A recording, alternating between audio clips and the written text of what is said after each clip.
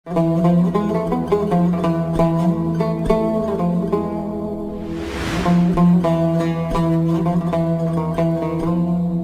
الثاني بالنسبة إلى التحقيق وإلى طلب العلم. Ilm talab qilish va tahqiq masalasida shuni aytamanki, birodarim, ilm o'rganmoqchi bo'lgan kishi ilm uchun o'zini baxshida etishi kerak bo'ladi. Men sizga o'zimdan misol qilay. Ba'zi odamlar doktor Bashshor Tahzibul Kamol kitobini 35 jildda qanday tahqiq qildi deb so'rashadi yoki shunaqa deyishadi. Albatta bunga uzoq vaqt ketdi. Men 1980-yildan 1992-yilgacha, ya'ni taxminan bu ish ustida 12 yil tinimsiz ishladim. Hayotimda ayrim holatlardan tashqari biror kun ham ishlamagan, o'qimagan yoki yozmagan kunimni eslay olmayman. Hozir 85 yoshdaman. Shunga qaramay har kuni kamida bir necha soat ishlayman.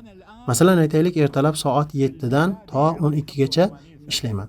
Soat 12 da tushlikka chiqaman va peshin namozini o'qib, soat 2 gacha dam olaman. Keyin esa kech soat 5 yoki 6 gacha yana ishlayman. Ya'ni biror kunni bekor o'tkazmayman. Bilasizmi? Hattoki samolyotga chiqsam ham yonimda kitob bo'ladi. Samolyotga o'tirganimda ham vaqtimni zoyi qilmaslikka harakat qilaman.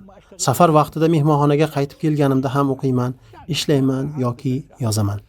Shunday ekan, ilm talab qilishda muvaffaqiyatga erishish uchun eng asosiy omil bu davomiylikdir. Agar siz men haftada 1-2 kun o'qiyman yoki ba'zi bir oylarda umuman o'qimayman desangiz, bunday yurish bilan ilmda yuqori darajaga yetib bo'lmaydi. Men odamlarga qarata, siz menga Tahzibul Kamol kitobini tahqiq qilganimni katta ish sanab ajablanyapsiz, lekin Tahzibul Kamolni bir o'zi yozgan muallifdan nega ajablanmayapsiz deyman. Ya'ni tahqiqchidan ajablanyapsiz, u muallifdan ajablanmayapsiz deb aytaman.